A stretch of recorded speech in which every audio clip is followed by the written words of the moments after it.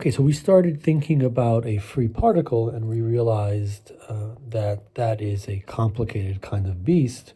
And so now we are about ready to tackle that. So if we remember, we initially started with a wave function. So this is a free particle moving in the x direction that lives in one dimension. And we were considering this kind of a wave function. And of course, it cannot be normalized, right? So that kind of a thing is not normalizable. And so we recognize that we don't have any constraints on the value of the energy and the value of k. So what we need is really an object that has not just one value of k, but some range of values. So we could say, the weights of the k's, bk, we integrate over e to the I kx in the value of, in different values of k.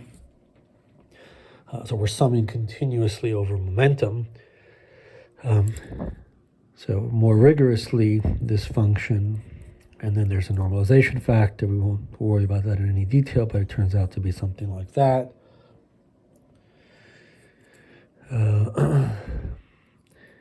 And we're integrating over all possible values, positive or negative. So positive, negative to infinity of some function of k that gives the weights e to the I k x in dk.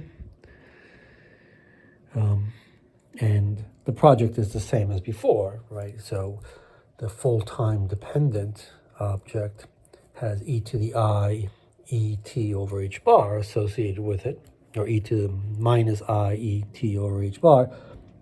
So that looks like 1 over square root of 2 pi normalization factor integral from minus to plus infinity.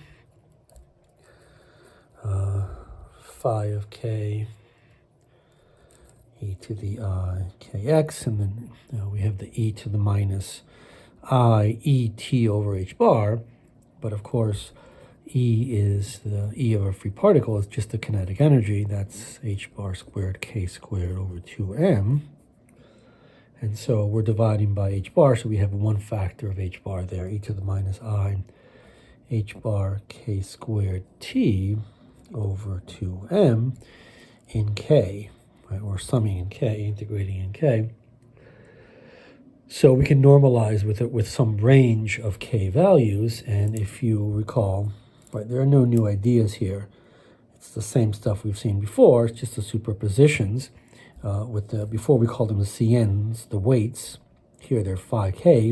It's in a continuous space. There we found the weights to be obtained by this, psi n star psi in the x. So the same idea applies here to the weights. In this case, those are the same kinds of objects. It's just a continuous function. So this is going to be, well, let's just say, motivate this kind of thing. It's going to be proportional to, proportional is, that's not the symbol for proportional, but whatever. Proportional to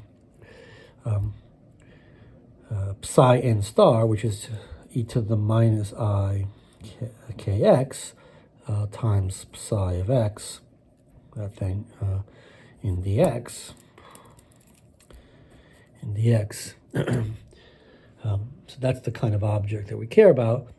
And of course, we can see that if we choose just one value of k, or one value of momentum, so we could write this in terms of momentum p, right, by p equals h bar k, and replace that with p over h bar here, and the same thing there.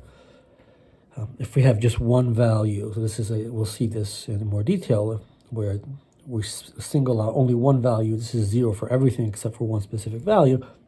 That's going to give us a situation that's not normalizable, right? And so we're going to have we'll see the uncertainty principle come into play here with one of the quantities goes to infinity and the other uncertainty goes to 0. for that case. So that's where we're headed.